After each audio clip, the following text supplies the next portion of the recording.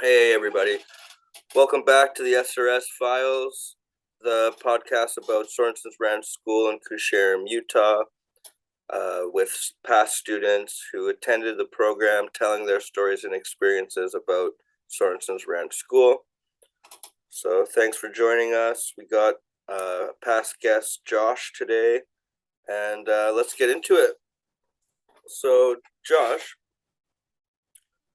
who are you? What's your age, occupation, and where do you live? My name's Josh. I'm 37 years old. I live in Colorado, Springs, Colorado, and I'm a garage door technician slash installer slash salesperson guy. Awesome. So let's start off with the most earliest memories of SRS. So tell us how you remember your pickup to SRS, or if you got dropped off. How old were you, and so on? Like, let's start with that. I had just turned 12. I was recently diagnosed when I was 11 with type 1 diabetes. I was dropped off by my parents, um, they were actually paying, I guess, out of, or they thought that insurance was covering um, the schooling. But yeah, so they had basically arranged for me to go there and drop me off, um, drove me to Utah and dropped me off. So it was pretty much a parents drop off kind of thing, Yep. which And is brother. it's just as scary, but not as weird as having one of the staff members come to your house, kidnap you, and throw you in a fucking van and drive you Yeah, to Koosharem, Utah. I couldn't imagine that, man. Like, at least I had somebody with me when I was kind of like unraveling all this stuff in my mind. Like, it, Well, what it did was, they tell you? Like, they say, "Oh, we're taking you on a trip," or they tell you straight up, "You're going to this program." yeah, they had been telling me a lot about it, basically. Like, um, And did it sound like, "Oh, this actually sounds like it might be good. They got horses and whatever." no, because I knew it wasn't um, it wasn't for fun. Like, they had threatened before to send me to like Samoa, this island in the middle of the Pacific Ocean. I guess there's a similar place there. Um, Sounds even and worse. We should yeah, start another podcast, the Samoan Ranch. and they like I think it was maybe like 3 months before I went there. They were obviously looking into Sorensons Ranch, and they were kind of like using it as a threat for me to, I guess, do what they wanted me to do. And so yeah, like the morning that we left, I locked myself in the bathroom for probably about 3 hours. Um, but then I came to the conclusion that I it was inevitable that I was gonna have to go or run away. How long Um, did you think you were gonna go to SRS for? I don't know. That was the horrible part about it, is I didn't know how long I was gonna be there for, and I didn't know when I was there if I was just gonna be forgotten while I was there. And those feelings intensified when I got there, um, just how isolated they make you feel. Um, yeah. So That's a good segue to the next question, which is impressions. So, first impressions of SRS. How do you remember it? Explain how the farm, the school is, and everything from your memory from arriving there after the pickup. when I got there, I remember this vividly. It was a really cloudy day, and it was in the fall, and we pulled in, and there's like, from the nearest city, it's just like the longest drive, and so you're like, where am I going? And I finally you pull up to this city out of nowhere, which is Koosharem, and the really only thing in that city is Sorensons Ranch. And so I pull in, and there's that long strip of dirt road, and it just like I don't know, it just started intensifying. Like I just started to feel like a heat wave run through my body. Like I'm about to be left here in the middle of this place. I have no idea where I'm at, and I started to freak out, but like try to keep it together at the same time. And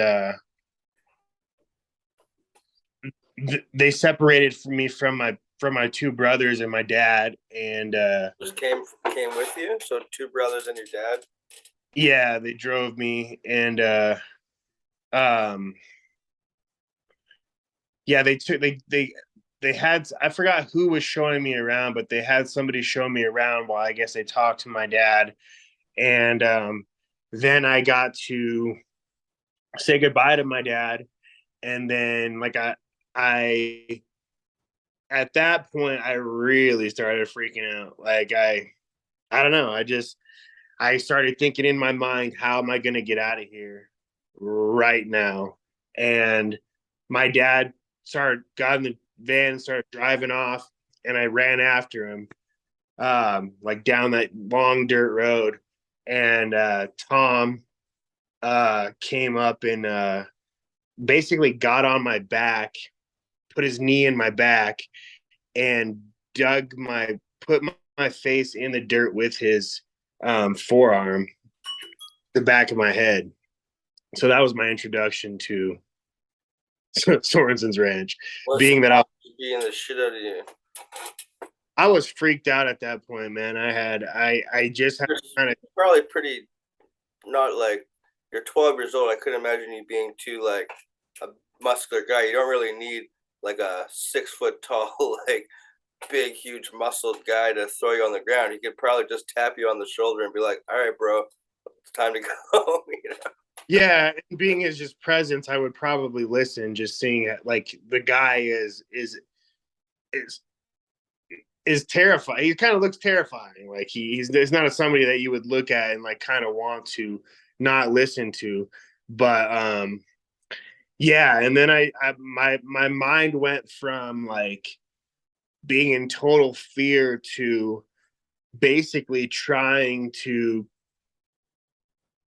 realize that this is my reality now. Like, how am I going to survive this? And um, I don't know. Just looking at the place too, it was just it kind of just it scared me. Like the cabins are old. They're really I don't know.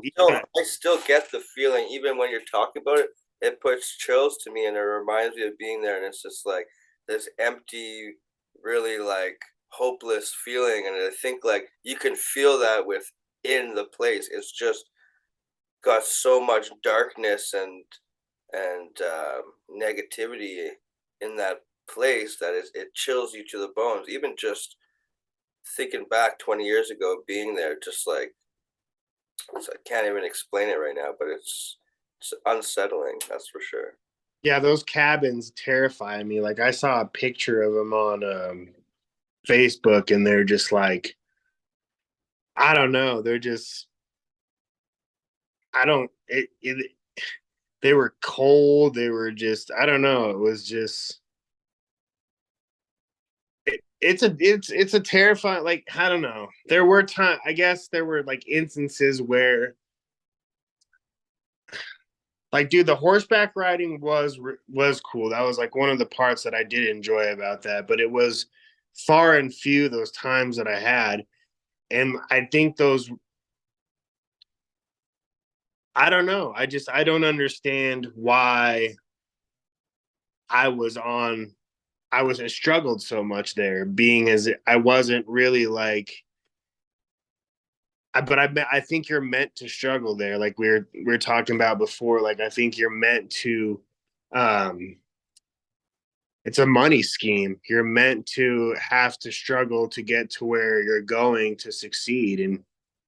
And What so I'm trying to say is that they they want you to be there as long as you can so they can just keep collecting more money, pretty much. And I feel like of most people that I know that's been there could agree with this, because I know a lot of people, including myself, who worked the system, started at whatever level you start on, got to level 5, and they kept me on level 5 for maybe like almost, I don't know, a year. I was there 13 months ish, and I feel like I went straight to level 5. So however long it took me to get to level 5, I did it right away, and then it took me from then till I left.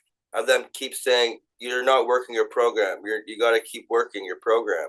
Whereas I see other kids, that they would get it, and then their parents would be like, "All right, we're gonna take you out." But it was never the staff saying, "Hey, he worked his program. He can leave now." Yeah. And I worked the program. I never got in trouble once. I felt like that's how I would get out. I was gonna, if I'm good every day and I work hard and I participate in the therapy, I participate in the program, put in the work, then I would get out of here. But that's not the case. They just kept pushing my parents to keep me there as long as I can. And my parents are kind of like, well, if they think he should be there, he should be there. And I got a first. So the only I so what I'm gonna explain kind of how I left. I was in class one day, and I was on level 1, and I was in class, and the deal with my parents is that I could leave the first day that I hit level 5. I could leave. I could. So if I did it as soon as I could get out of there as soon as possible. Which, looking back at it, I was really stupid for not indulging in that and doing that. But it it's easier to look back at and say how stupid I was. So I was in class one day and they told me to go into a therapy session. So I went into my with my therapist, and he basically looked at me. He's like, "Your dad is here and you're leaving." And I said, "What?"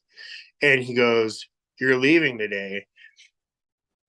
And I never understood why I left until my grandma told me later on that Sorenson's was continuing to tell my parents that the insurance was going to cover the payments of for their payments to have me stay there, which it's not cheap to go there. I mean, It's around 4 grand a month. yeah. And so I was there for about almost a year, like 10 months. So about $40,000 that they had found out that was coming straight out of my parents' pocket. And my parents decided like they couldn't pay for that anymore. And they came and took me out. And uh but like that pisses me off too, because I'm like, you guys spent $40,000 on To like like that. ruin your fucking life.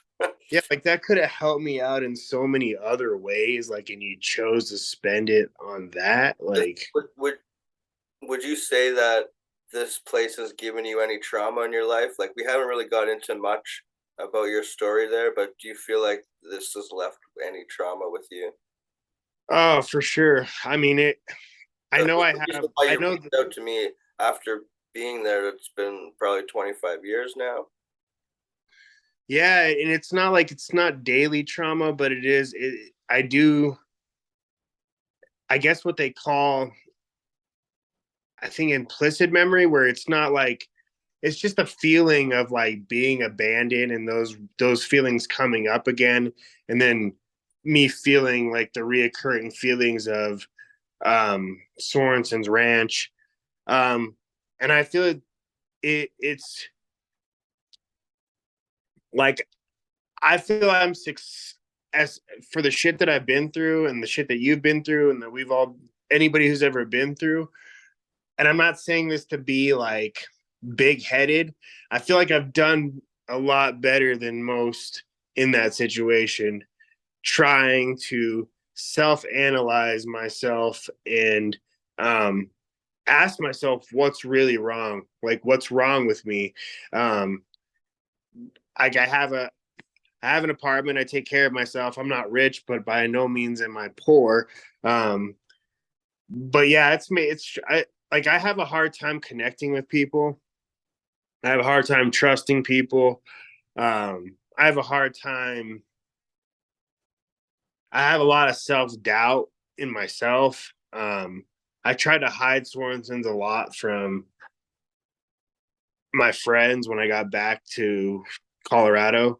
Um, And you feel it's like not, all those are related with like the time you spent in at Sorenson's Ranch, the experiences that yeah. When I left there, I felt I was worse off than when I did you feel like Sorenson's Ranch like when I left. I couldn't sleep on my own for about probably I was 14 years old. Um, I had this just like so they would when I was there, there was this, I guess, this story going around that there were these pedophiles that lived in Koosharem. I guess they were known pedophiles. like They would live, in not working there, but like in the town. So yeah, pretty they, much neighbors of every staff member, because like the whole town is staff members, and then the thing, and then maybe a couple other random people. yeah. It was like what 100 people, 30 people in that town. Like I think there's like 200 maybe people. I don't know. I looked at it the other day, but I forgot. But yeah, so it was just, and what they would do sometimes is they would roll me up. They would roll in front of the house, like when we were driving around Koosharem. A staff member would roll in front of the house, and then some of the kids would act like they were going to throw me out of the car. Um, and this house was terrifying looking. Like it had windows and it had shutters over the windows.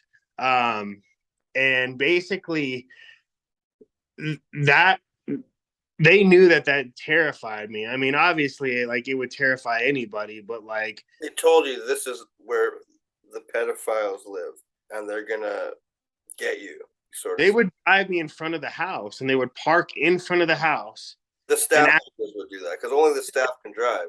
the only staff can drive and they would park and they would act and like I would come in so I would at night I would leave my cabin because I was so terrified and I would go into the main hall where the people in orange jumpsuits would sleep, The lodge or the isolation room?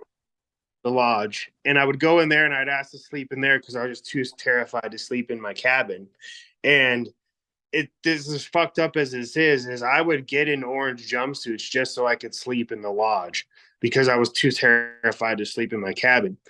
And when that would happen, Tom would come in the morning and he'd be like, in front of everybody, and he'd be like, "Oh, Josh, Chester the molester's gonna come get you," like it was like some big joke, and I would just like be looking at him like, "Dude, I'm legitimately terrified that you guys are doing this to me," and yeah, You would say like the reason you were scared of being in your cabin wasn't necessarily the other kids that might have been picking on you or something. It was more the I never. idea of these pedophiles coming to get you.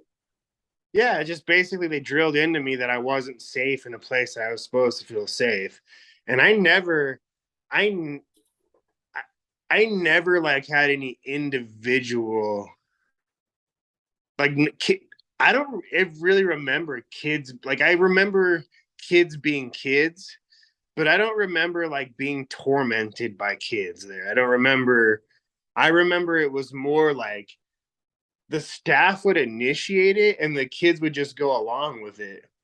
Just like when the truck the like it was not a kid's idea to drive and go do that. It was an adult This idea. was very immature and unprofessional for uh, a staff member that works at a program for troubled youth. You're like, that's kind of fucked up.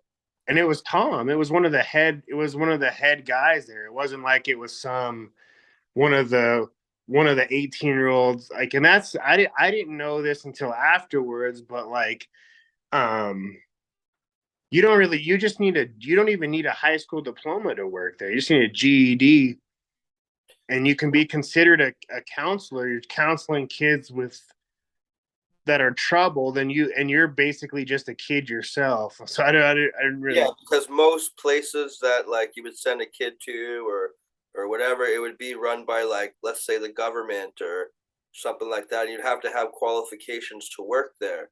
There was just Yeah. some type of more structure, and some of those places could be worse, if not better, than Sorenson's. But this place is privately owned. They own the whole town. They can do whatever the hell they want, and it's very very scary. It's all some like cult shit you would watch on a Netflix series. You know what I mean? And I think a lot, yeah, and I think a lot of it is like Utah wants to protect these people, and it's like I read an article recently about Shane Sorensen about how he got in trouble for having sexual contact with a minor, uh, and he wasn't. They were going to shut down Sorensen's, but there's letters that you can read between this woman who is, I guess, basically going after. I think she's making that documentary as well on Sorenson's Ranch, but she asked him, like, hey, this guy has a lawsuit for basically he's been charged with trying to solicit like a young women, and she's like saying that he doesn't work there, he's not a counselor there, so that it doesn't matter, like he's the owner. Like, what the fuck? Like, Just I based mean, on that alone, this place shouldn't exist. All if it did a million great, amazing miracles and great things, just for the fact that pedophilia and like sexual things between minors, all this shit or abuse or anything, one of those things happen and it's real, this place shouldn't fucking exist, man. Especially coming from the staff and the owners, and that's just my opinion. and But I agree, and I it's didn't even, more bad than good. and I didn't really even know, like, in reading some of the stories that I've read on a couple of the Facebook pages about, they don't really say who it is, but this guy wrote on one of um, the messages that he didn't realize this at the time, but like this one counselor, and I don't remember seeing this, but um, this exact thing, but I do remember seeing like favorites. This counselor would take his favorite, and he basically got this guy, and he would lay with him in his cabin, um, take him off campus and go to his house with him. And basically, the last on his when the day he was leaving, this is on that Facebook page, and I was reading it, and it really weirded me out. And he took him to his house off campus, his counselor did, and put on a pornographic movie and told him he was going to take a shower. And then the kid said, thank God that the VCR didn't work. And he basically came out and still tried to get on top of him, and he told him no. And then that's when the counselor got upset with him and was like, hey, I've done all this stuff for you, and you're gonna, and I'm just like, I don't know. And like, looking back on that, being blind, like, I didn't see any of that there, but I will not deny that that didn't fucking happen. Like, just because of the fact on how how they were so willing And to so if this just, would happen to somebody that we knew or talked to, it wouldn't be easy for them to open up and talk about something like this. yeah, I'll tell you, like, I've heard a lot of stories like this, which are really tough to discuss because there's no proof. I don't have like some written statements or proof to prove these things. But once you hear the story over and over and over, and you hear about the same people, you start to question like maybe this is true, and maybe this actually facts and stuff that's actually gone on here. I've yeah. And even the fact I've that they're so willing to joke about it, like in my case, like I never experienced that firsthand there. And I've blocked a lot of stuff out there. And so, like, I was there for 10 months, and I just really remember periods of time there. So, and I was young, I was really young. I don't remember a lot of the stuff that happened, but from what I can remember, I was never touched like that. But like the fact that they would joke about pedophilia with a kid that's 11, 12 years old is just like, I mean, then I wouldn't question any of the other things that all these other people are saying. It's like they're all best friends there, and with like Tom's best friend's a pedophile, he's going to have to accept that or turn him in. Which one is he going to do? He's probably going to have to accept it. And so, So you feel like in the 10 months you didn't hear about or like witness any type of like mistreatment like that? Like it, not, not sexually, not like with staff sexually. I saw a lot of physical abuse. I saw a lot of people being restrained, mental abuse. Um,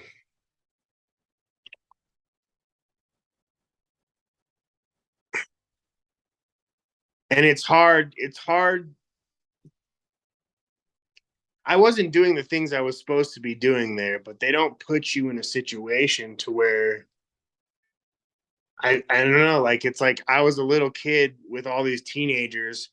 I looked up to all these kids and like basically I just wanted to like fit in, you know. Um, and that's a lot of people there. It's you're in the middle of nowhere with all these strange people, and you're just like, um, they kind of become your family. Like it's the kids against the system that was very like questionable, you know?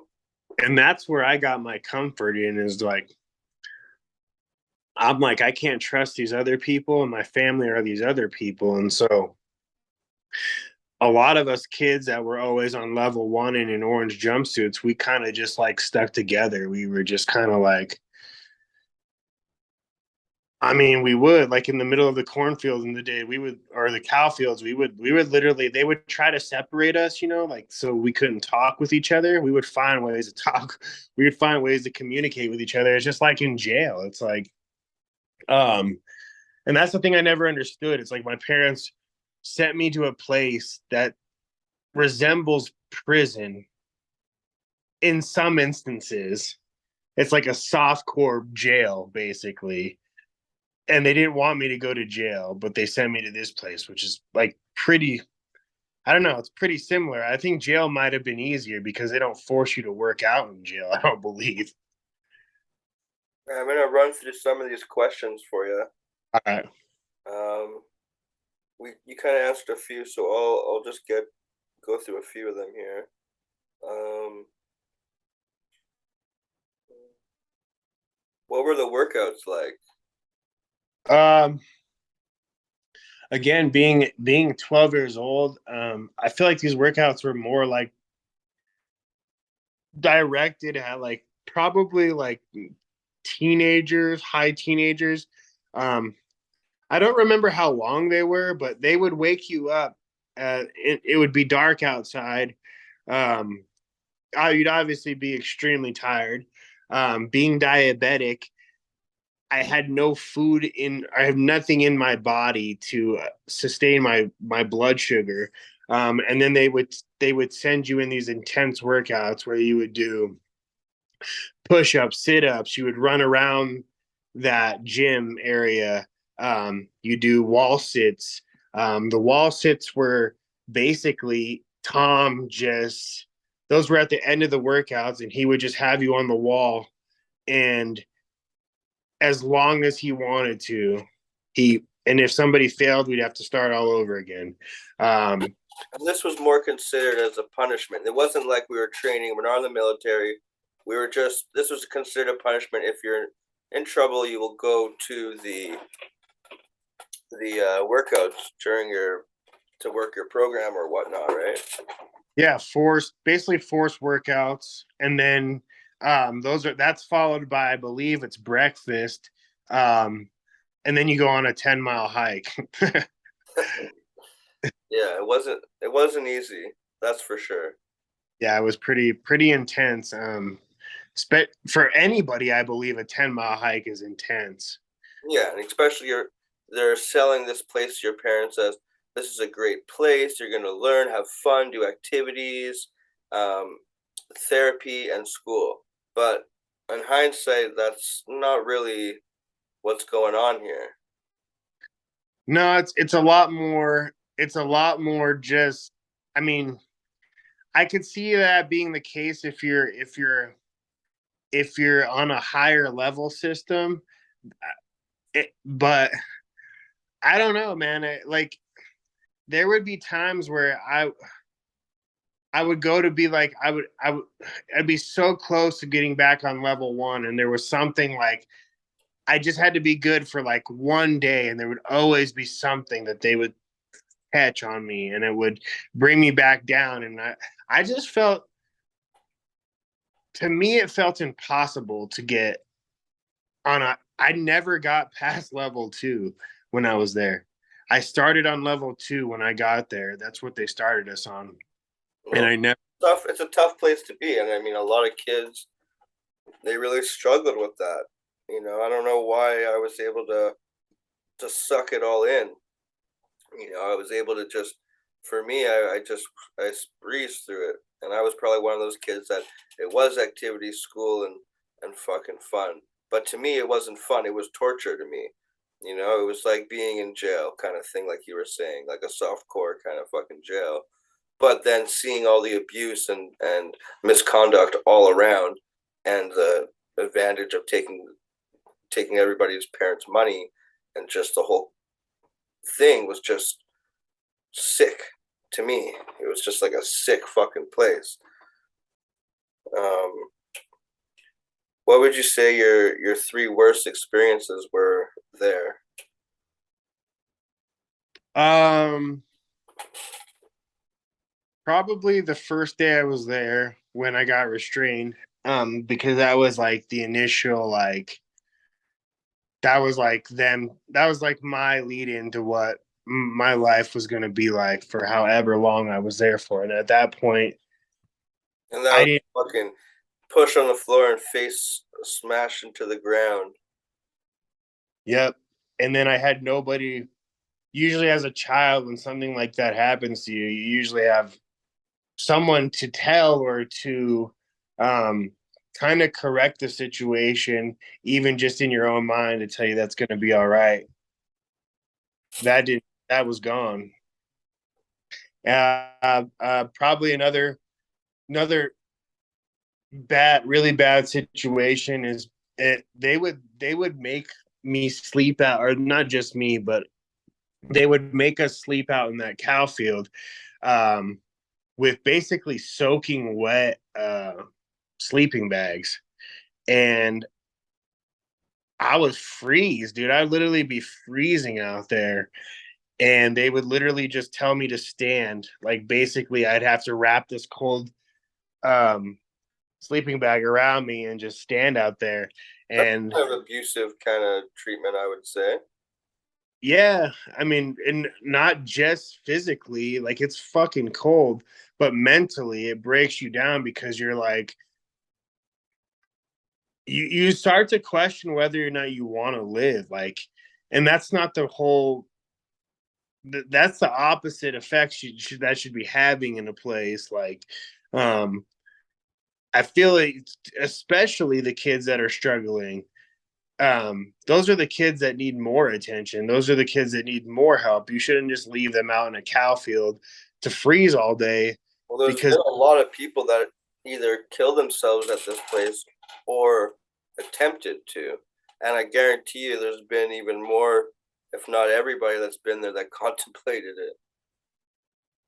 I definitely did. I mean, that was part of the huffing gas. And that was that's probably my third worst part there is that, and that's that's a funny one because I did that to myself, but I was doing it To escape. to, yeah, I was doing it to basically try to, um, had to get out. Like, and I had never done drugs before. I've never done anything before I got there. And, I was 12 years old. And so the first drug that I've ever been introduced to was gasoline at a rehab facility. Um, so basically, Sorensons Ranch introduced me into um, doing drugs to escape my reality, which was I'm pretty horrible. Yeah. So those are, yeah, three pretty shitty experiences, especially that, like, Yeah, you did that to yourself, but it was also pretty justifiable because I feel like a lot of people were trying to self-harm themselves in any way they can to escape the realities of being stuck in this place, which is pretty quite normal. But then it takes a lasting, lifelong effect. Like I'm kind of right there with you. I had those same experiences when I was there as well, and that fucked up my head. Definitely am not going to get any of those brain cells back ever again. Yeah. And it's crazy to look at it like looking back on it, it's like you're gonna get caught. It's like gas, like we would huff gasoline in the cabins, and like you're like bringing gasoline indoors anywhere, it just reeks up the place. And we knew we were gonna get caught, and we just didn't care. That was the crazy part about it. It was like we are gonna do it, and this is going to be our little bit of like excitement for 2 seconds, yeah. 2 seconds, and we're going to go back to hell. So we might as well have some fun while we're here. And yeah. I'm just gonna stop you there for a sec. Take a 2 second break here. All right. Re restart this thing so our timer's going down for the Zoom program. So I'll send you a link in like 20 seconds. All right. Okay. All right, we're back. Apparently, you gotta pay for Zoom now, so we're doing this in parts. But yeah, as you were saying, this place kind of sucks you dry, and you turn into a shell of a person. Like you're saying, when you left, you weren't the same person. You weren't feeling the same happy-go-lucky I am a kid feeling. You were kind of stuck in this fucking negative, sheltered kind of brain. I can relate. Yeah. Sure. Like a lot of people don't even experience that type of situation as an adult. Mostly only people that experience that type of like isolation, um, where there's people that go to jail or prison, and experiencing that as a child or a person under 18, when you reintroduce yourself back into wherever you're going back into, that's not Sorensons Ranch, it's hard to um, communicate with other people because you're so used to the constant, like, just being around other people that are probably not the best influences on you. Not only that, the experiences that you experience there, you can't really talk to people about it because nobody understand it. Like nobody would understand being left in a cow field. Nobody would understand people making jokes about pedophiles We're to living children. in a Mormon sheltered cult like community of like 40 people. That's how it seemed to me. And all the people that are Mormons that live there are running this program, and they're just using your lives as a business. Like it sounds like a fucked up movie, but this is really real. And It's true. And I think L. Sorensen one day was like, hey, you know what? I'm going to, and I didn't know this, but Utah is one of the biggest states for these places, these schools that you go, these reform schools. Um, and I think one day he was just like, hey, I'm gonna start this school, and I'm gonna make a bunch of money off of it. And they're a very wealthy family. They basically own Koosharem. I've said it in But other podcasts, like these people that run this thing, the Sorensons, the owners, the people, they're all fucking fucked up in the head, and they're sick people.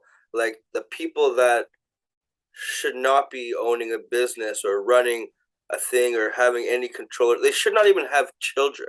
These are the kind of like sick people that are like the worst people in the world. They're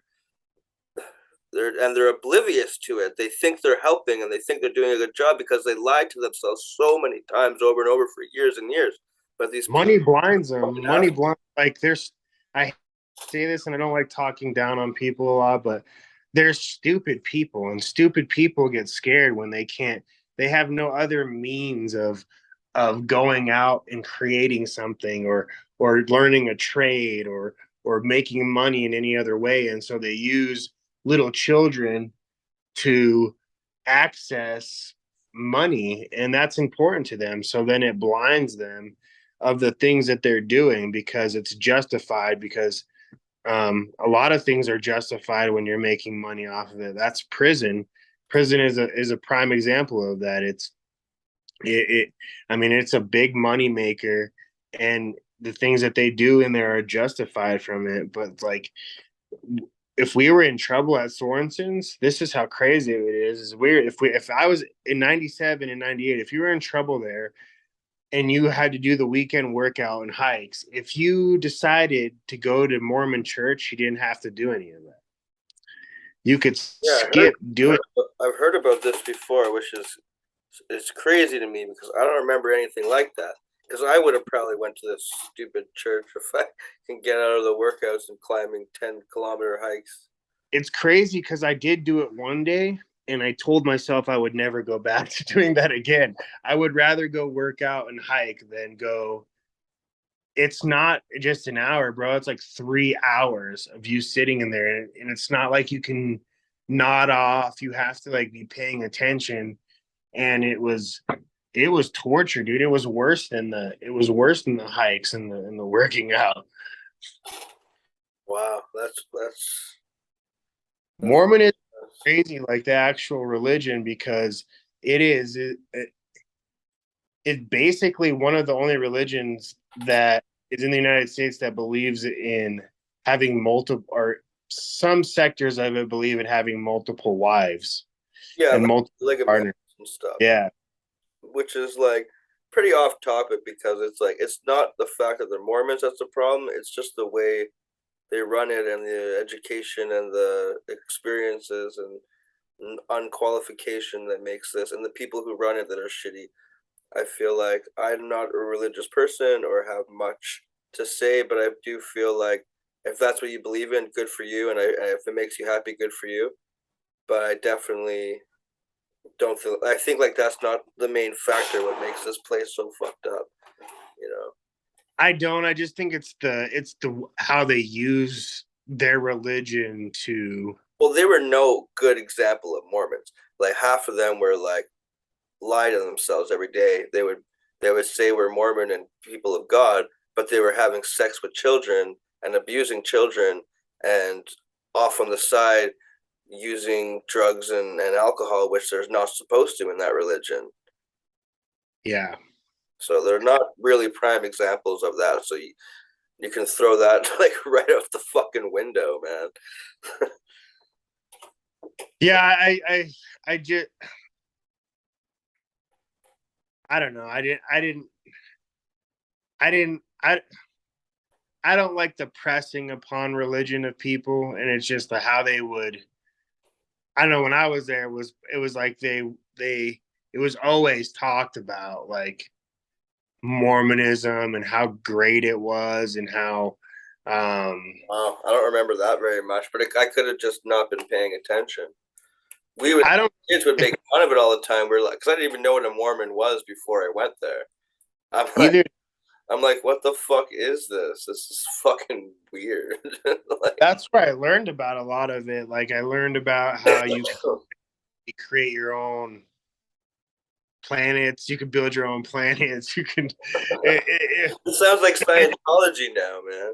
And religion is not like something where, I mean, a lot of the stories are far-fetched in any religion, but like when I went out there, being only subjected to like Catholicism and Christianity, when I'm hearing this stuff like you can create your own planets, like it scared me, because I was just like, what is going on here? Like, I'm like, where the fuck am I at? But yeah, like, I'm not saying that. I've met really good Mormon people. In any religion, there's going to be good people. Any religion, there's going to be bad people. I also Never don't think all that. the bad, worst ones possible. At least from what I could experience, man. Yeah, they're pretty.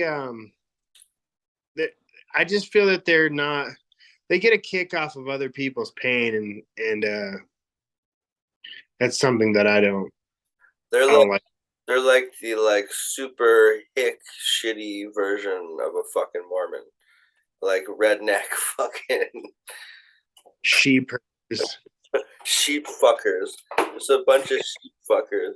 That's what they used to say about Clay is that, and he would get so mad about it, and I never understood it. That's the thing that was crazy. There is like you could get kids telling a counselor that he's a sheep fucker, and then nothing is happening to those kids, and then I say something, and it's like, oh, we gotta dock his points because this is going on, and this is going on. I'm just Like, like, get the orange jumpsuit ready. This guy's going yeah.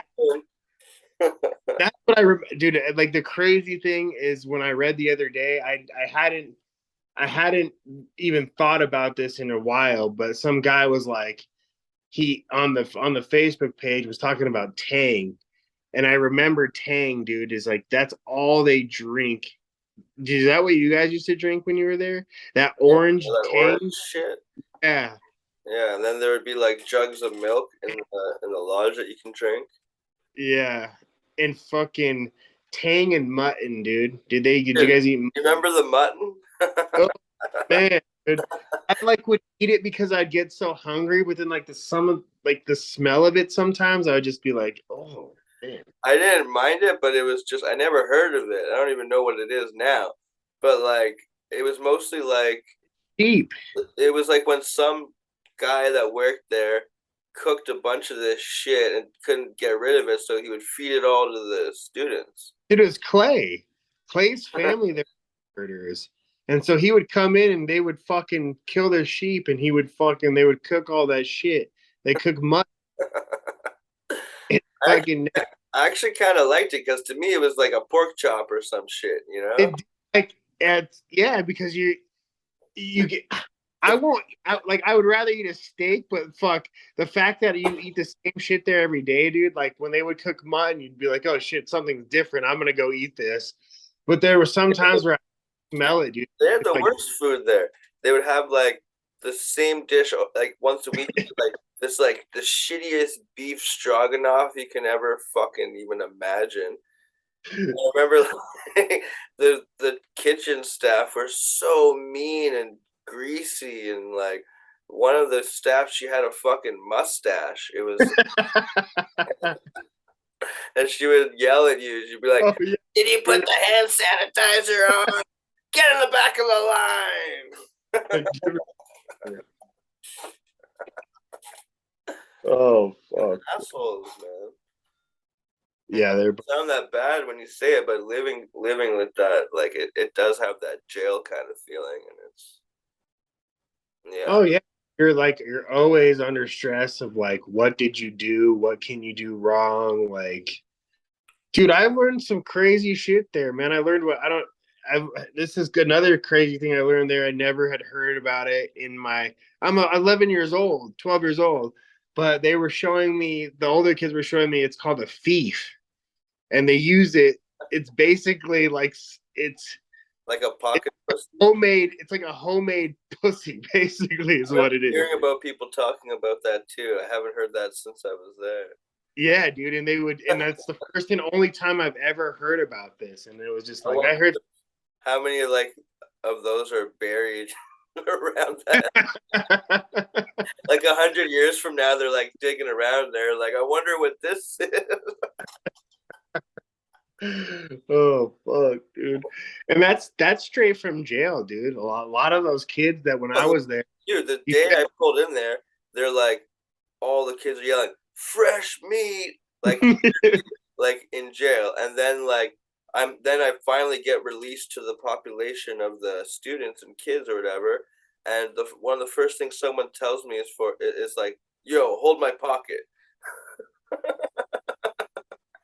yeah, see, I didn't, I didn't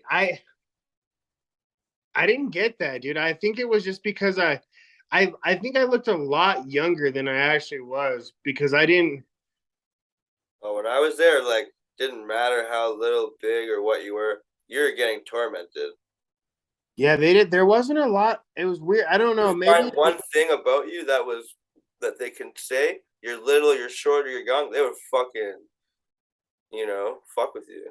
I think they would tease me for being like young, I don't know if a lot of kids were getting, but dude, I really feel like a lot of the tormenting would start with the staff, and then the kids would like just like tigers, man. You see something, you see the head tiger attacking you, then you start attacking as well. It's like if the leader would be nice to me, then you would expect that the other kids would do the same as well. But that's not how it was. It was just basically like, all right, let's tear at this kid, and they would do it a lot. The staff would.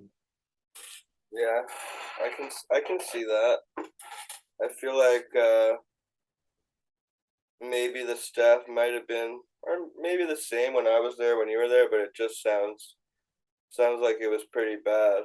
And from other stories I've heard like maybe a few years before you were there on the podcast ones I did with Adam, he was telling us some pretty scary stuff, like people getting like beat the shit out of during workouts and like blood on the walls and like shit, like they would make you wear those the the string for the bales of hay as a belt if you didn't have your belt, and then they would Oh, make you pull your pants like up to your nipples and then like tie the thing till you can't untie it, and it would like cut off, like you leave like shit, like cut you, and shit dude, like. that's crazy that you said that. I don't. I for I dude, I literally wore that fucking the belt tie, the belt for around. I didn't have a belt for like 4 or 5 months, and that's what I use as my belt.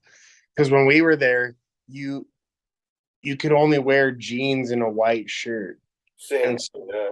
yeah, and so I had jeans, but I was so small that none of the jeans fit me, and so I would always have that fucking tie around my fucking jeans. It's crazy that you said that because that just popped in. Yeah, I think I And probably had that for a while too. I mean, sounds familiar. So, my next question is an obvious question, but do you feel like this place has helped you in any way? no, that's I just it was I can't even give it a benefit of the doubt. Like I can't even give it like there were good experiences there, like just from the fact that I guess I was around other kids that were going through the same thing as me. And we, at times, I guess I could say, like when we were going horseback riding, it was fun. But when you compare it to whatever everything else that was going on, that was just like a little blur in the whole facade of everything. And it was just, it basically, I came out there I can't say worse, but I came out knowing knowing how to be more of a delinquent than I did when I went in there. Yeah, that sounds about right. I mean,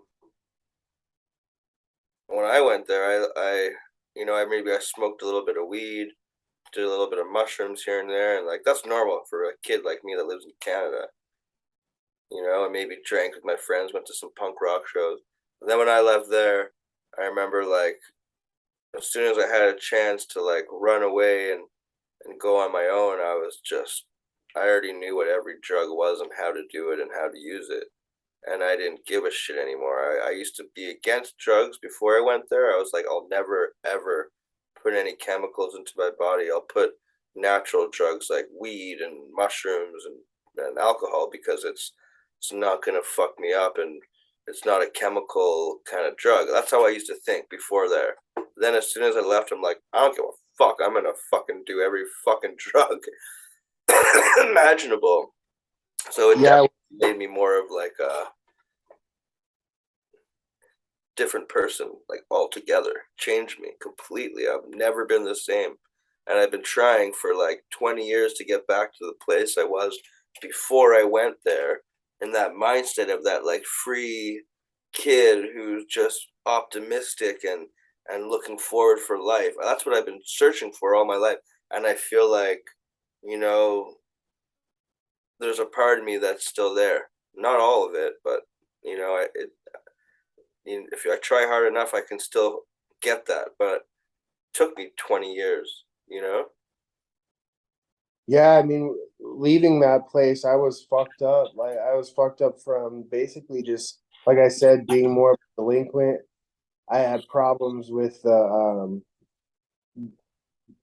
I knew nothing about pedophilia, pedophiles I before I got there, and then when I left there, it was like ingrained in my head that that was going to happen to me. Like, and You're so young age, you kind of like really believed it, and that's why you were scared and kind of wanted to go and sleep in the lodge. And then they, instead of helping you and telling you like you're safe, they're saying you're not safe. You're gonna get fucking raped by a fucking pedophile adult person.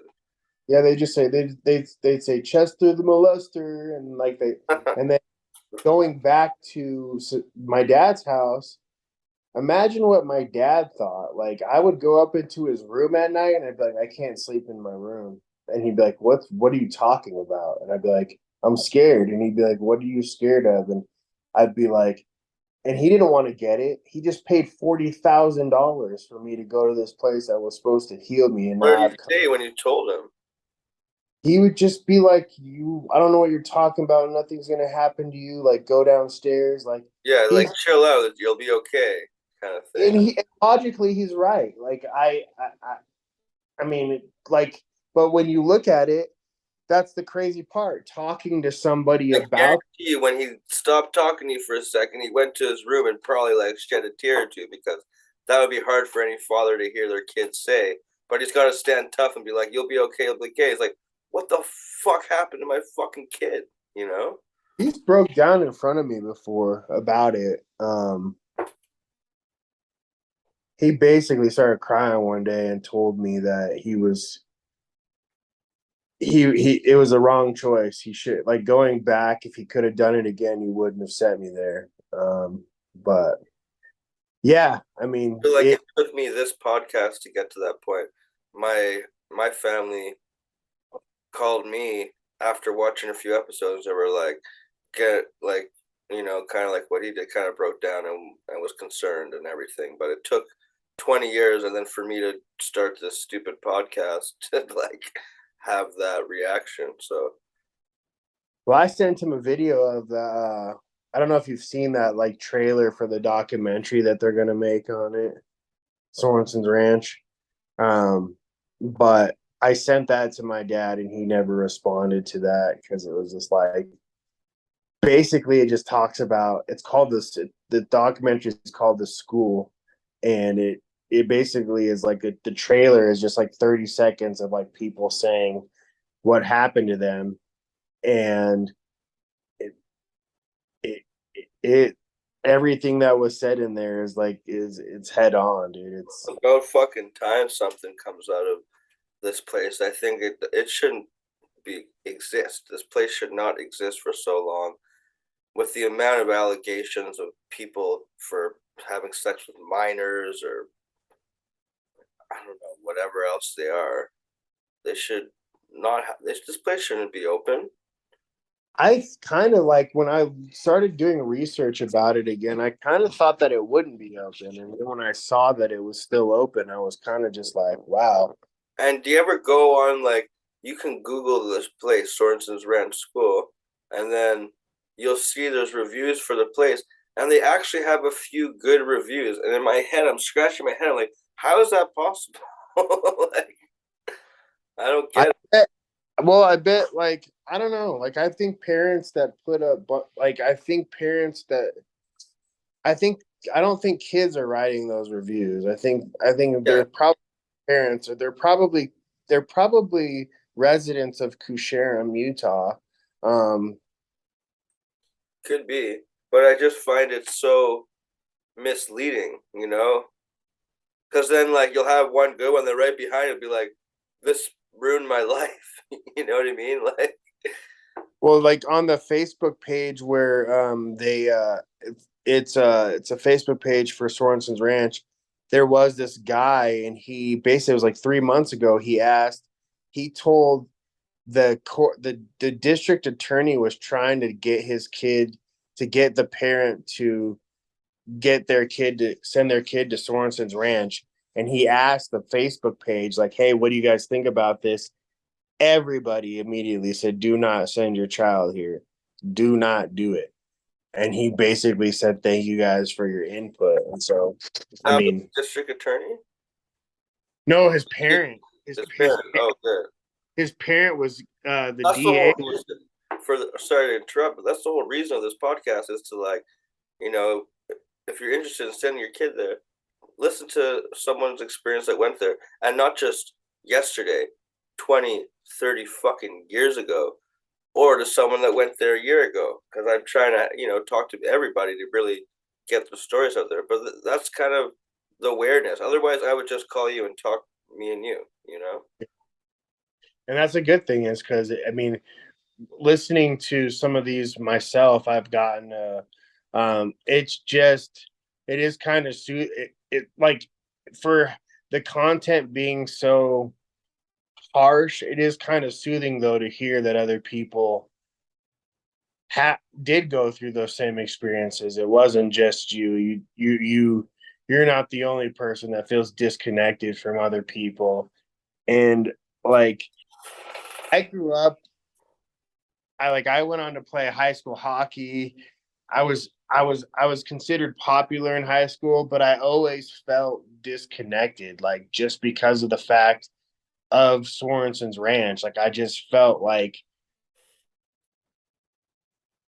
a lot of that is some part of my life I didn't want to tell anybody about. And I couldn't, because none of my friends ever went through that. Like my friends went through having a loving relationship with their parents. I went through getting restrained on a fucking daily basis. Yeah.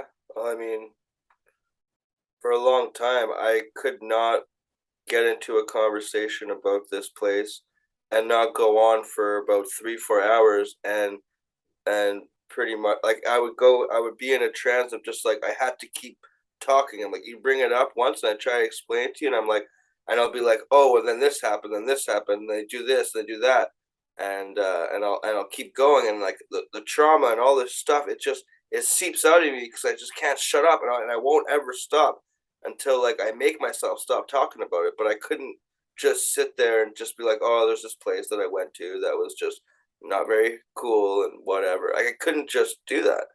Like it turned into a 4 hour long conversation of me just letting it out. And that happened to me for years. Whenever I try and bring it up, I remember coming home and I felt like I wasn't allowed to go use the fridge, like simple things like that. And I remember like freaking out, being like, "Oh my god, I can open the fridge and like grab some ketchup or something, or some juice."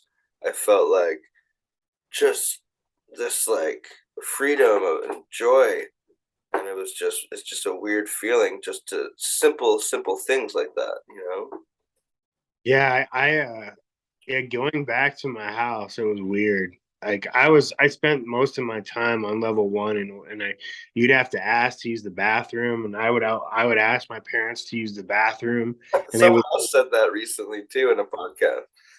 they, what are you talking about? And I'd be like, oh yeah, yeah, I don't have to ask to use the fucking bathroom. Um, yeah, it it's not reality when you're there, so you kind of form this alternate reality, and when you leave, you're just kind of like, I don't know. I think when I left, I did kind of feel a little bit of sadness because I had gotten, my brain was just done, dude. Like, I was so brainwashed that like I didn't realize what kind of trauma or abuse or pain that I went through at this place. yeah, they had beaten me down to the point to where I thought I was the problem. I had just like, I, I, I just told myself, like, dude, I'm fucked. Like, I'm here. I'd given up, like, trying to fight the fact that I was there. And then they told me I was leaving. And I was like, kind of just like, I don't know, a part of me wanted to stay because I had just gotten so used to being there. It's fucking weird, but like it wasn't like I wasn't like obviously when they told me I was leaving, I was fucking thrilled to leave, but there was part of me that was just like I don't know, you do miss like those are your friends there. Like there are people Oh, there yeah. that I don't remember. Like it's weird. I remember that one kid Benny. I don't really, and I remember a couple other people like if I saw their face or like old pictures, but I don't remember names. But like I do remember leaving like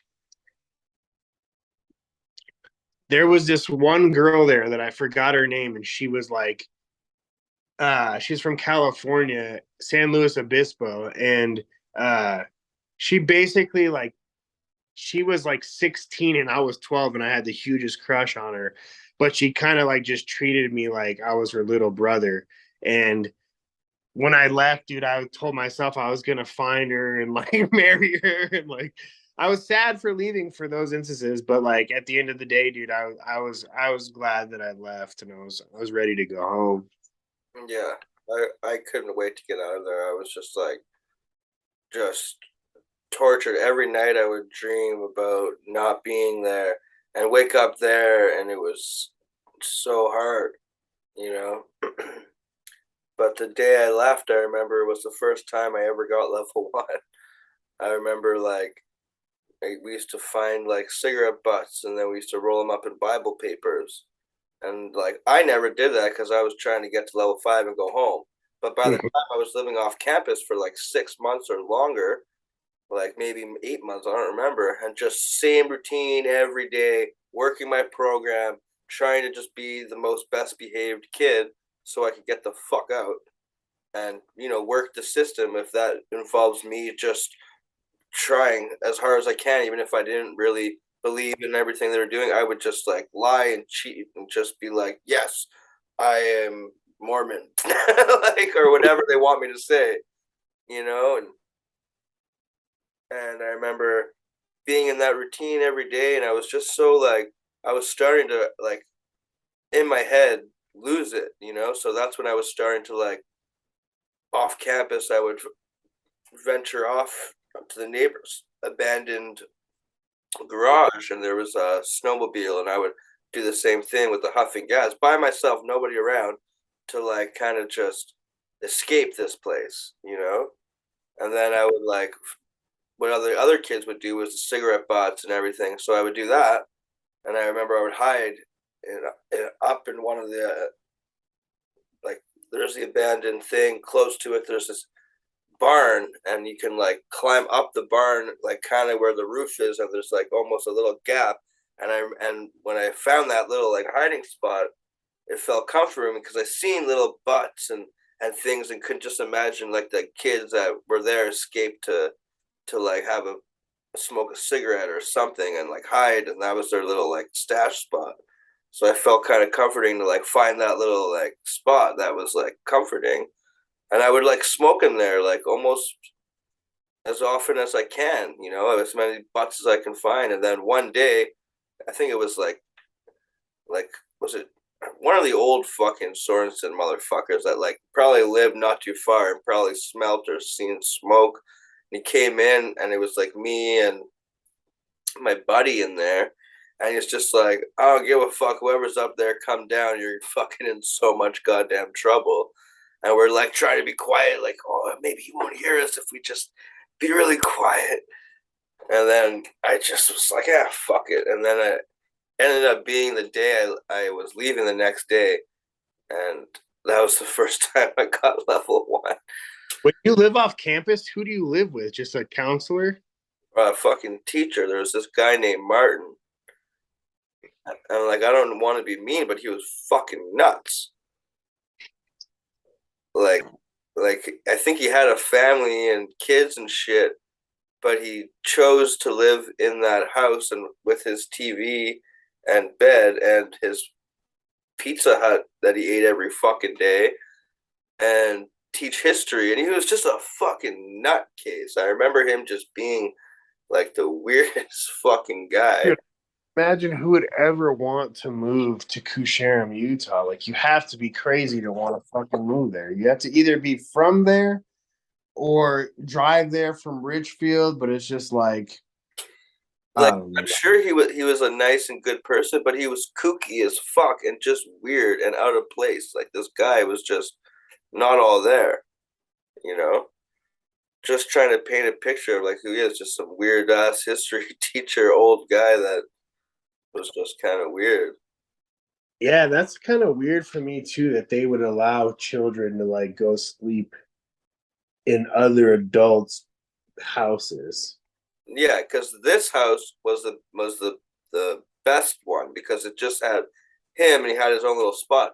But if you go live in a house with their family and everything, I've heard stories about people and students and family members intertwining with like sexual misconduct and relationships that with the kids and this and that and drugs and alcohol and things that shouldn't be there, which is Yeah. fucking crazy. It's like they don't have enough room on the campus in the bunks, so they're like, let's move it into their house because we're making $4,000 a month off each student. We're all fucking killing it. Go buy a new ATV and just shut up, you know? Like, Yeah, they do, dude. I can't imagine how much money those guys make. I don't think they make much. I think the counselors that like the 18-year-olds that get hired on probably make like $20 an hour at most. And I'm then, saying, I'm saying like L or Shane yeah, Sorensen and like the ones who are like blood, and then like maybe the ones who have been there a long time get involved a bit. But the ones that are running that shit, they're not sharing that shit. They're the most greediest motherfuckers in the world. oh yeah. Who's Shane's wife? I forgot her name. Jill, maybe? Jill Sorensen. Yeah. She's fucking scary fucking person. Like something like this is like out of a horror movie. These people, man. She reminds me of my stepmom, who I don't like at all. Yeah. She's like that, like this lady that you think is so sweet and kind, but her fucking heart is a fucking lump of coal, dude. Yeah. And then the other guy that fucking runs that place, fucking Lane. I've heard some stuff about him. Was he there? I don't remember him. I've heard some pretty sketchy things. That's where some of the kids would live at his house too. So it's like, yeah, it's not good.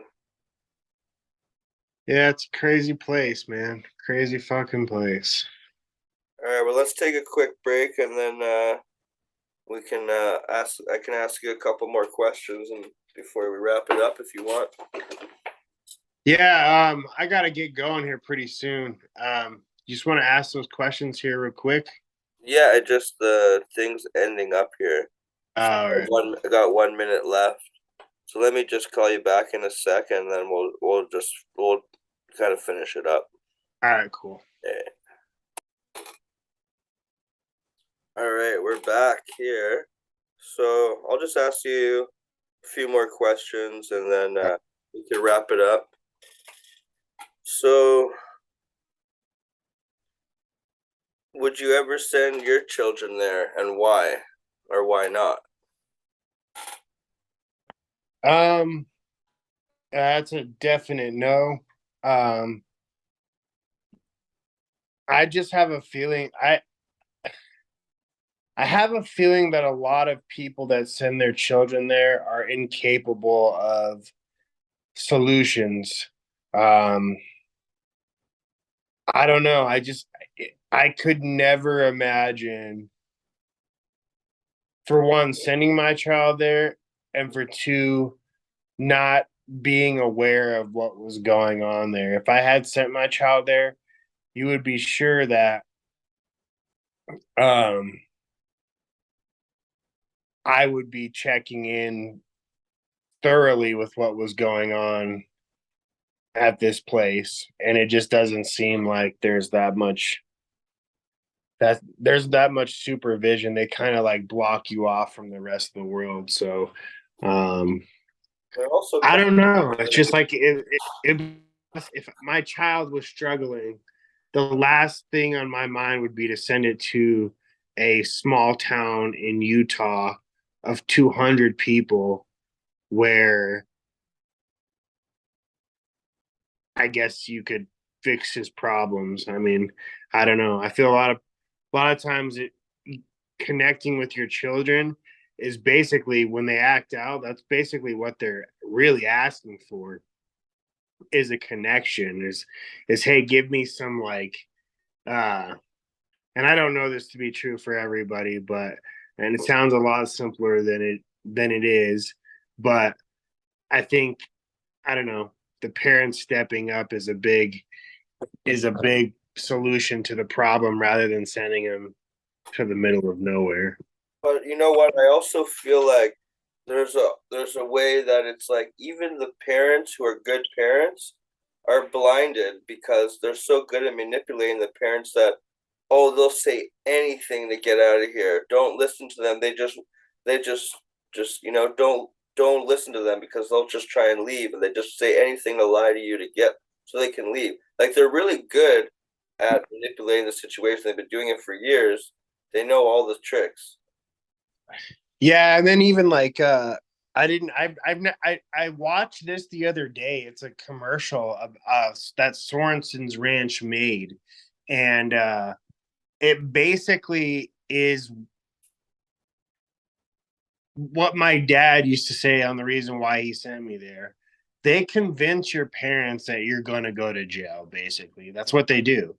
They have it imprinted in your parents' mind that if you don't send them to this fucking ranch in butt fucking Egypt, that your child will go to jail. And this commercial says the same thing. It's like, oh, it's giving all these statistics about how many people that were arrested and put into jail last year were below the age of 18 years old. You And know, it's just like, it's scare tactics. you know, you know what that just reminded me of?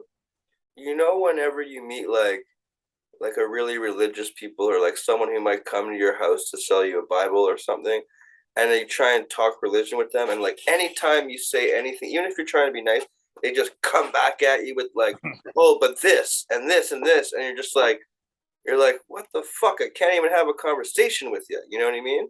Yeah. That's Sorenson's being just like having all the quick answers and they're never wrong. I mean, they're always right, you know? And they're just like, you're like, whoa, what about this? Oh, blah, blah, blah, blah, blah, blah, blah, blah, blah. And fucking on this page, fucking, like, they're just like, they have it They all dialed. and I think you're right. They they actually play into the parent that wants to help their child because that is the easiest parent to manipulate. It's like, Like, it's like telemarketing, cold calling someone and be like, oh, I got this sucker. You know what I mean? It's like, that's what they're doing. They're just trying to find the next client that they can fuck, you know? and I knew that when in my situation as well is because once the money can't roll in, they don't want to help anybody. It's solely about the money. Like my parents couldn't pay for the money anymore, and trust me, my parents wanted me to stay there, and Sorensen said, "No, if you're not paying us, we're not gonna help this kid." And it's not necessarily help. They're just I don't know, man. I don't know what I don't. That ranch too is owned by L. Sorensen, so they don't really pay rent on it, and it's basically just money coming in for them to buy tang and mutton and and fucking yeah. I don't know. I feel like they just make a killing off of it. So Yeah. And like the farm, you know, like probably they got to get equipments for the farm, but a lot of that farm, I think, helps out other people in the community. It's not even for the kids there. You know what I mean? It's not oh even yeah, Sorenson's Branch. It's kind of like all the hay that you were talking about when he first went there.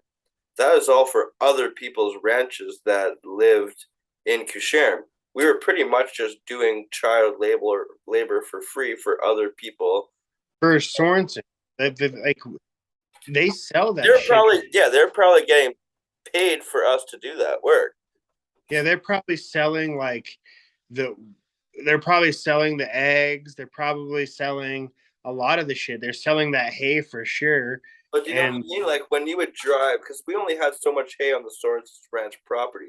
When we would drive out to the next location to get the hay, that was probably some other landowner's thing, and they're just like Sorenson's like, "Hey, do you want us to do like some really cheap labor for you? It will just cost you like 100 grand, or oh, I don't know how much it costs to do that, but you know what I mean?" And they're just like, "All right, Bill, go round up the kids and go to this farm and this farm and found this farm." these kids to do it. Yeah, so I guarantee you, like we pretty much helped run that town.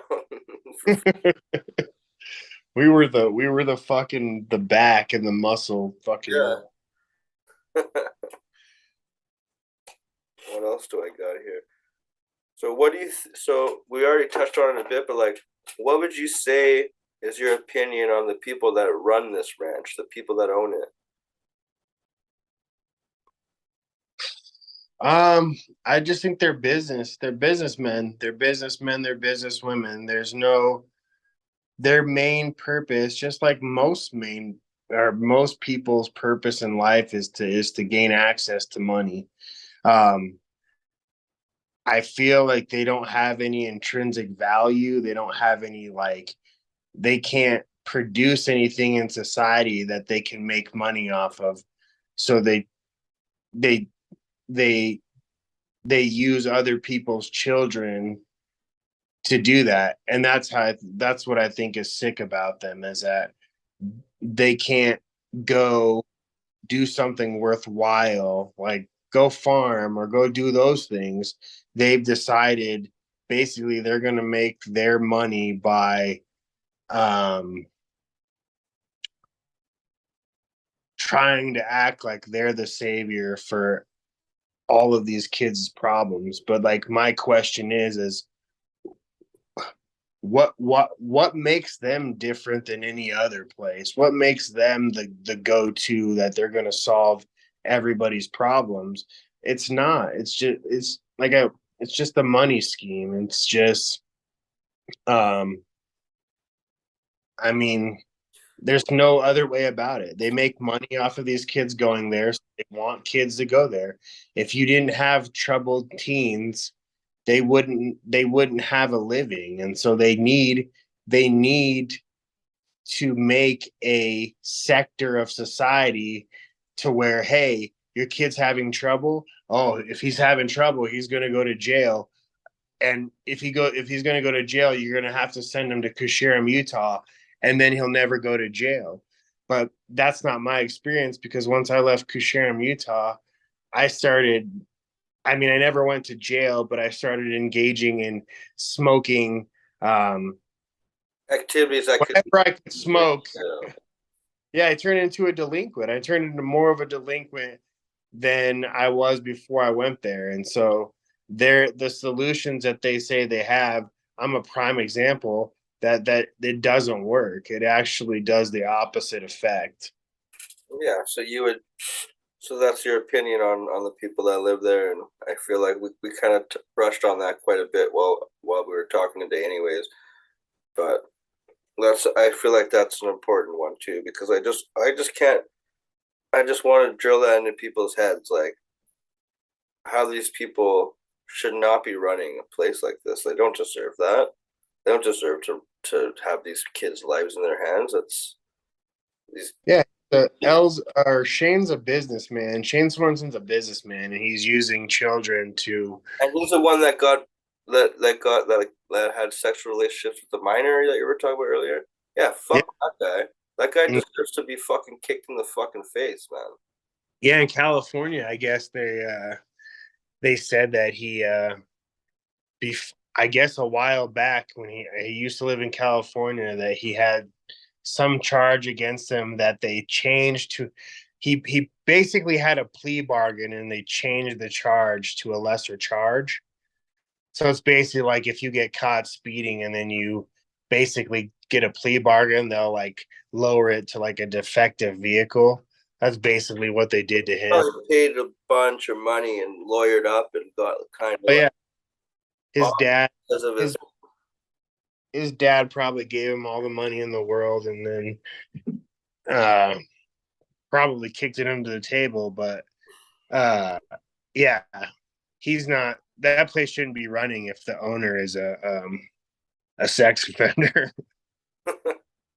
He definitely shouldn't have his name attached to it either. Yeah. Yeah. So, I feel like we've kind of touched base on a lot of things. We kind of touched base on how your life was after you were leaving the ranch, and I did ask you, I think, if you still have any trauma from being there now in your life. I mean, you did feel like you needed to contact me for the thing. It's not like this happened yesterday. I feel like there's got to be some type of feelings towards this place, maybe unsettling or whatever. Yeah, it's kind of just like I don't know. I kind of feel like kicked in the face and like there's nothing that I've been able to do about it for the past. It's kind of like you've been cheated almost, and your parents have been cheated, and they kind of like used you, like you were kind of used, and Yeah, and with that all being said, you also like, get that feeling of being like abandoned, like you said earlier, you know. and the fact that they're still doing it is what's kind of like more upsetting to me. It's like I feel like I kind of would be more at peace if I like looked it up and was like, "Oh, this place got shut down," and um, it's just yeah, it feels like you've been cheated, dude. It's like the fact that you're We you're should go there and fucking burn this fucking place down. That's what I feel like should happen. I'm not saying I would do that because that's illegal, but I feel like that would be justice. I All feel the like staff, this I will eventually get what's coming to them, but feel like they should be like behind bars. me, you, and all the other children, that's the sad part about this is that we're all left with the torment. Shane doesn't know who the fuck I am. Shane doesn't remember who I am. Jill doesn't remember who I am. They could give a fuck less. They They're remember me now because I do this fucking podcast. I'm sure they know who I am. and that's a I hope it thing. bugs them. And I wish they knew who I was, and I hope they do watch this and they understand um, the trouble that they've caused me in my life. And I'm not a delinquent, and I like as you can see, I'm sitting here proof that I'm not in jail. I live in this apartment complex. I don't. I'm not. I'm not a fucking savage going around hurting people, and that has nothing to do with Sorensons. That's me basically being a human being, telling myself, what's right or wrong. It's not as complex as Sorensons Ranch wants to believe that you have to shovel shit all day and go on 10-mile hikes and work out and do all this shit to be a good kid or a good person. Yes, And that sometimes you're supposed to be bad when you're a kid. Sometimes you're supposed to experience things and then realize that it's wrong and then straighten up. that's what failure is, man. Failure is the only way to learn. It's the only way to succeed. Yeah, And but now I prolonged personally, and maybe you as well. I prolonged to where I am now, which is similar as you. You know, I got my shit together and I'm happy where I'm at. But I could have done that a lot sooner if I didn't have this like making up to do a feeling in my head. You know. yeah, it's kind of delayed my progress because I just have all this pent up. Like I said, they're they're continuing to benefit off of our misery. That's what really upsets me to the point to where I mean, I don't know. Like, there's not. I've read a lot about trying to sue these people, and it's like it's impossible to do it because they just have all this money, dude. They've been making all of this money coming in, streamlining in for They tried however. to sue MySpace. Do you read that one? Yeah. You didn't hear that one? Uh-uh.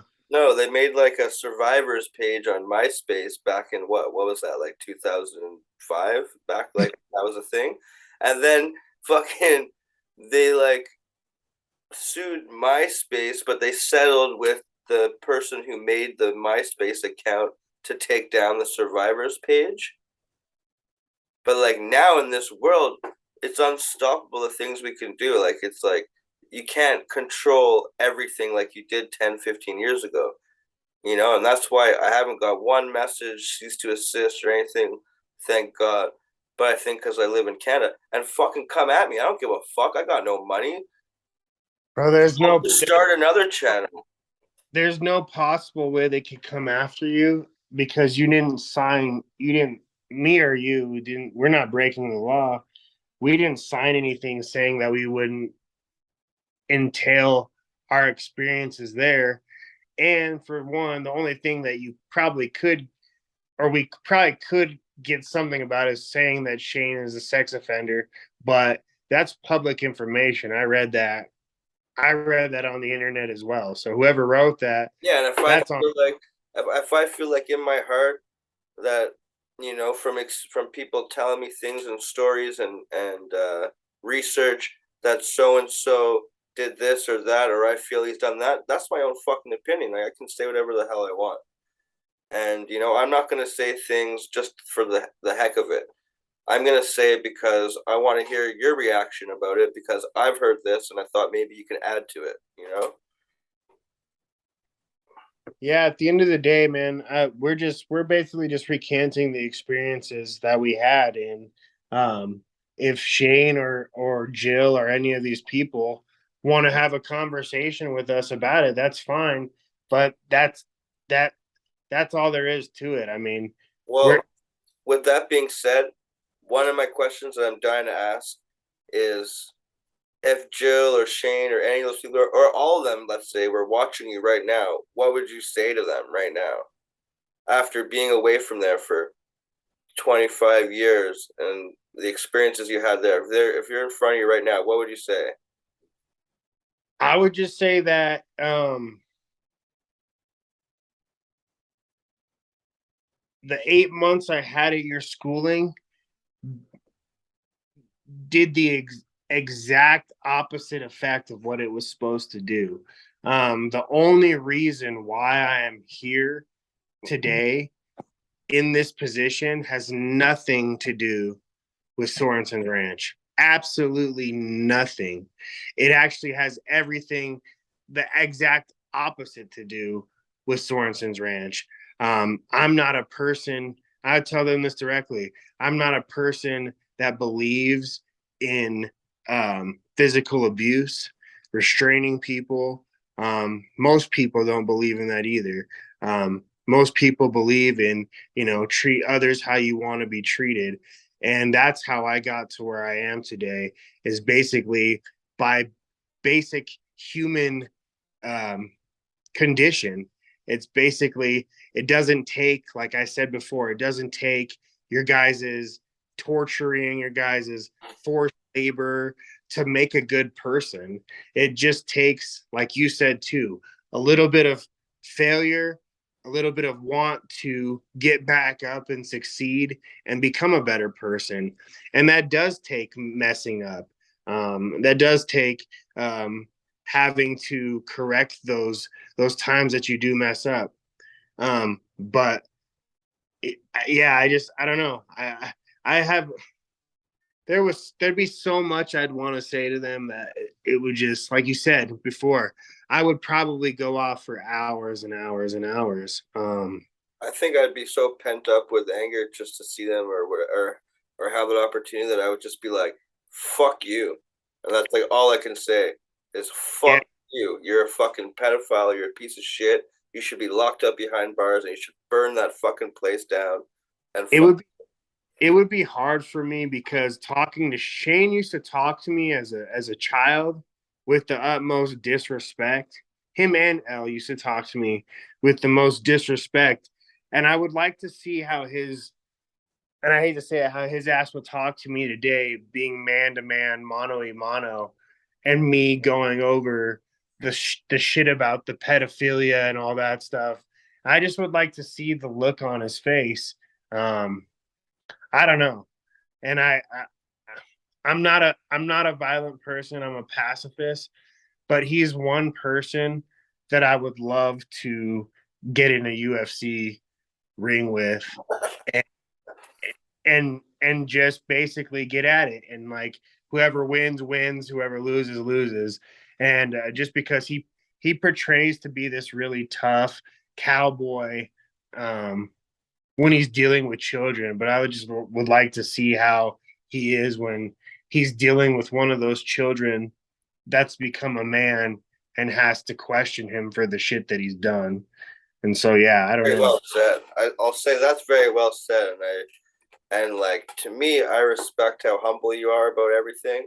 Because to me, doing this podcast, I started off very humble, and then I think it turned me into a madman. I think like the more I do it, the more I talk about it, the more I think about it, the more I just want to like burn this fucking place to the ground. It just upsets me. I just don't know how to describe it. I just wanted to hear people's experiences and just let people know that like, hey, there's some people that are hurt here because of this place and it shouldn't be open.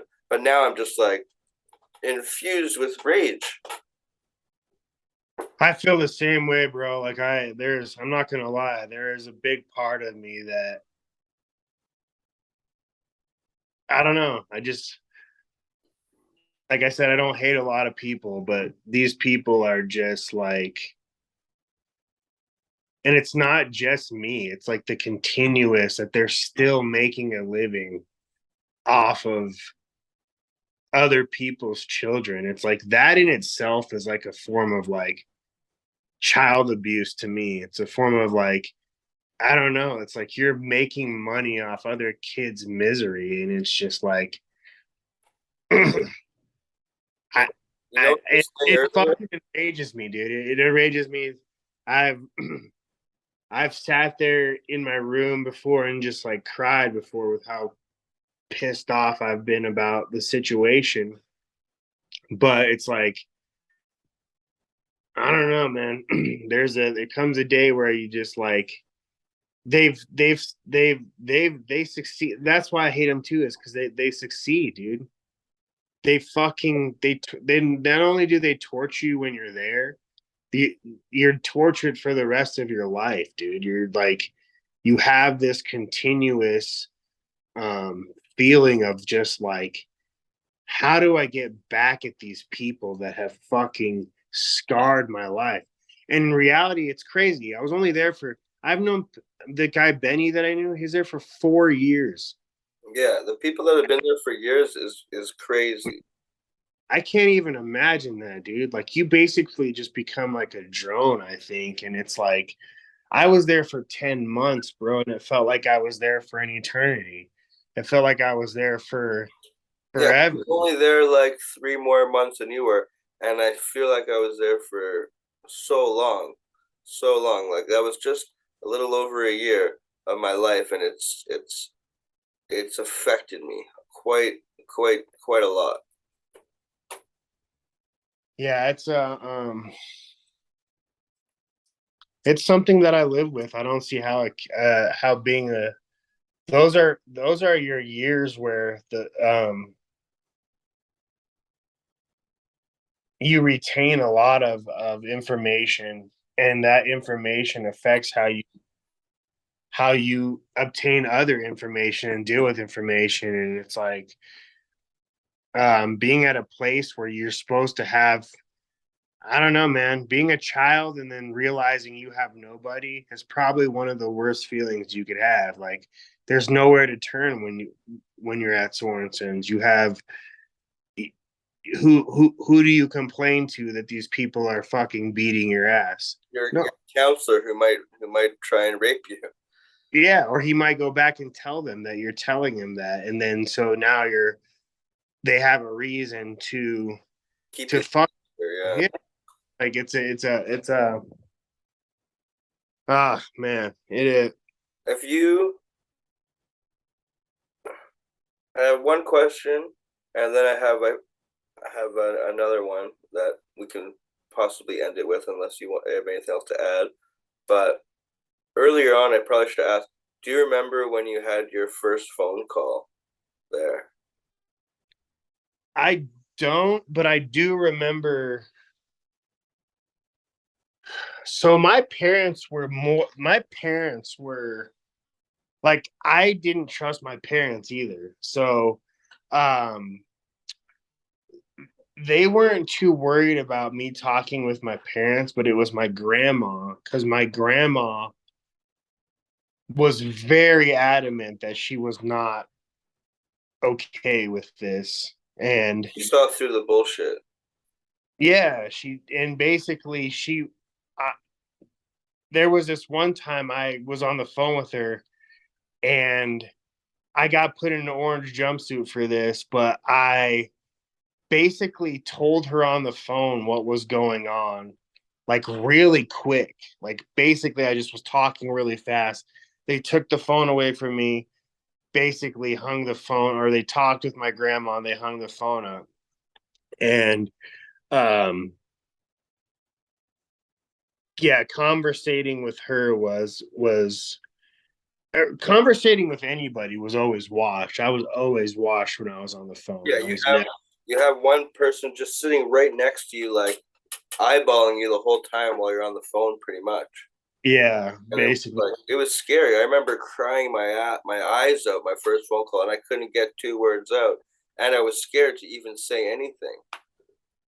Yeah, and it's like that's an emotional thing to talk with your parents for the first time, and you have somebody sitting there like, like what do you want to what say to your parents the first time that you see them? You're obviously going to complain like, I don't want to be here, I want to come home, like, but you have fucking Jill. I was legitimately scared. My first day there, I think I said some comment or something that was maybe a bit like not rude, but more like kind of like be like, "Oh, I don't give a shit," or I don't know, something not that bad.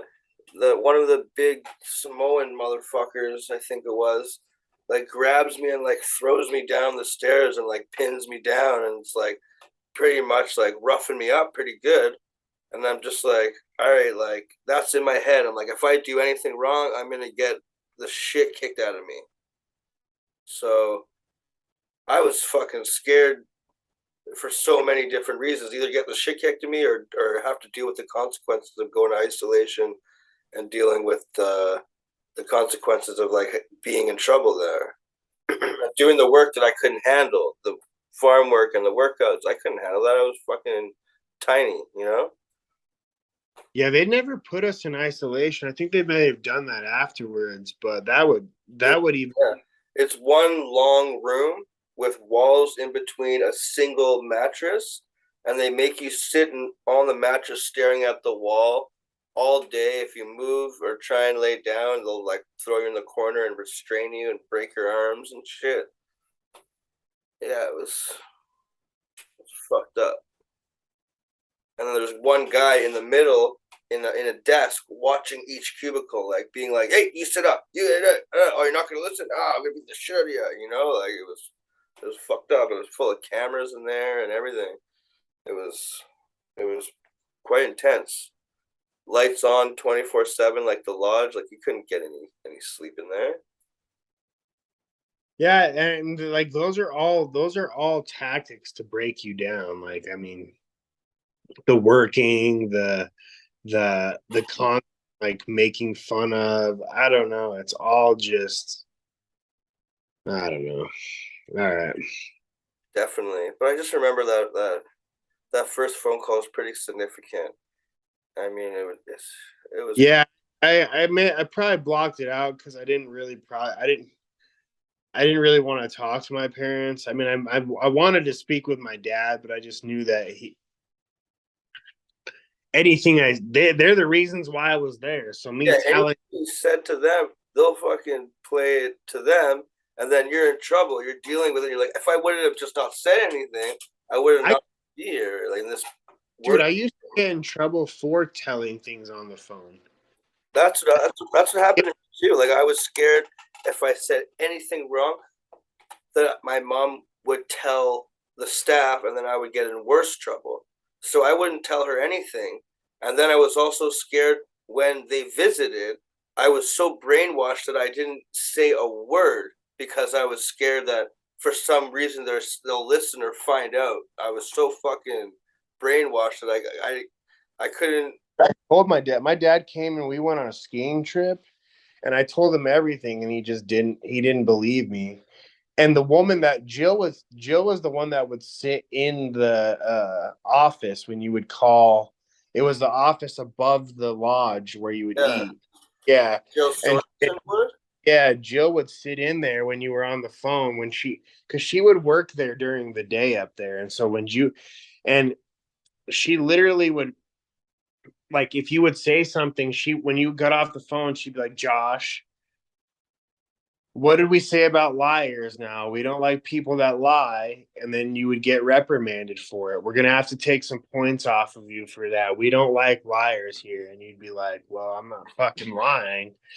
That's why I ended up hating Jill, is because you're right. She seems like this very sweet lady, but she's very fucking Well, manipulative. you had more opportunity to see her than I did. By the time I was there, she was not in that office. She was in the other office with this huge fish tank and all this shit. Like she leveled up like 10 times by then. Oh, I bet. And I still see right through her bullshit. Sweet and nice, but just cold hearted, fucking just ready to destroy kids and families and just take all their money like a cheating fucking. Yeah. She saw Shane and she saw dollar signs, dude. And she saw Shane and she was like, wow, man, I can make a killing here. And then she does. I bet she makes so much money. Should literally have all their money taken away from them. They should be put in a jail for the rest of their lives for not just doing things personally that were wrong, like hurting, abusing, and pedophilia and fucking sex with minors, but for just accompanying it, for knowing about it and letting it happen, and just for so long. I wanna They should. I wanna see Shane complete a work. I wanna see his little punk ass complete a workout, complete a fucking 10-mile hike and complete a workout. Because Yeah. I guarantee he couldn't do it. Did he He's die? huh? Did he die yet? Didn't he like fall in a fucking one of the wells that's like, you know I how. know I know L died. L Sorensen, the old man. He was there when I was there, and Shane was like, when I was there, Shane was like, I don't know. He was him, Tom, Clay Bagley, they were all like the fucking like, I don't know, that was like the main authority. And there was that one big Samoan dude. To, Uh yeah. Uh, that's the guy that fucking threw me on the ground. I think and like. actually crazy because because my mom's Filipino, and so he was like the only staff that took a liking to me that was out of any of those dudes. Because Shane hated me, Tom hated me, um, Clay hated me, and I didn't like Clay at all. I thought I Like he was kind of a bully to you. yeah, and then I don't know. He reminded me of one of those like he just reminded me of this kid that was trying too hard to be super cool. And that's basically what he was to me. He was a student there. That's what he was to me. He was a student there that couldn't get in trouble. And his mom works there. Huh. Phyllis, I think her name is. I don't know, but they're all fucking crazy. Phyllis Bagley. I just I don't know, man. It's a shit place. Well, Yeah, it's let's wrap it up. I got one more all question right. and we'll wrap it up. I can see you're tired. I'm fucking exhausted. Yeah. It's like past my bedtime over here. So if if you can speak to any parents who's wants to send their kids there, who's thinking about sending their kids there, or just, you know, any parent, what would you say?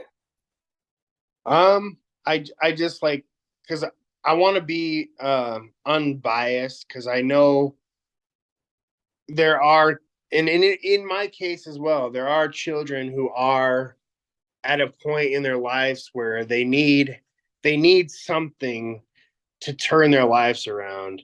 Um, Sorensons is not the place to do that. From personal experience, it has caused me tremendous mental um, grief.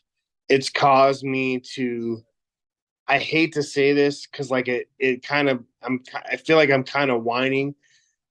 I've overcome part of this, but it's caused me to be a lesser person than I feel like I could have been. Um, it added more weight and more problems to the problems that I was already dealing with in my life.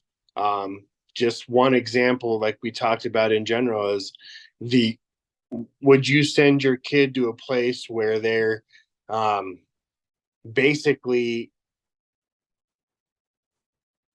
joking about pedophilia in a manner where that it's acceptable, it's okay, um, to kids that are 11, 12, 13 years old. I couldn't sleep on my own for 3 or 4 years after I left that place. And I don't think that's something that a parent wants to see their child have to go through. And so, um, and and if you look at any of these videos that this guy's made, or any basically most comments on people that have been there, it's not a place of rehabilitation. It's a place of um I hate to say it, but it's a place of sorrow. And I urge you, if you have any inclination of sending your children there, please, for the sake of your children, do not do it. Yeah, I feel like that's pretty spot on of what I would have to say. So I mean, we're both living proof of that. This place doesn't. I mean, it. You can look at us right now and say, "Hey, look at these two guys. They went to this place. They're alive. They're doing." we might not sound them like the most educated or like well spoken. We might swear every 2 seconds, but we're just chatting, having a conversation, and that doesn't mean that we're not successful. That doesn't mean that we Yeah, don't have shit and to. I'm saying too, like, they may think that that Sorenson's had a a part in us being. We're not in jail. We're not the places that Sorensen said that we were going to be. But I don't want people to think that just because we were there, that had any part in us not going down that road. It's just gonna cut out. So All right, brother. if there's anything else you want to add, we can do another part. But No, dude, I just want to say I appreciate you doing this, because it helps me out. It's kind of like therapy for me as well, talking with you about this. And I'm here